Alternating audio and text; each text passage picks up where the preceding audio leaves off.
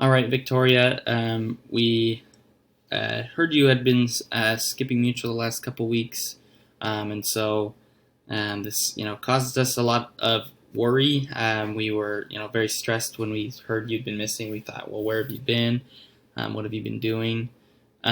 So that is it affected us more so probably than it affected you, obviously, but and also kind of affected our trust. We were like, well, we've been dropping her off, at Mutual, but you're not there. So, that if we allow you to go to visit your friends on the weekends or things like that, are you really there? So that's how that affected us.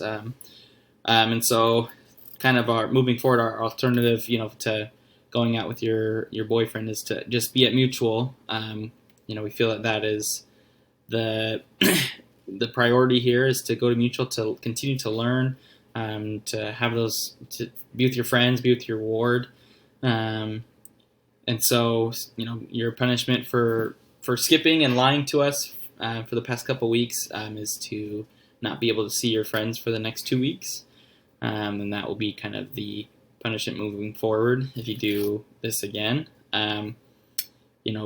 We love you and we want the best for you, and so that's why we say you should go to Mutual. We want you to learn and grow and gain your own testimony like we have, and to have that joy that the gospel brings you, which you can't get if you're being driving around with your boyfriend at night. And so that's kind of our expectation moving forward, is that you'll go to Mutual, and not miss for those kind of things. So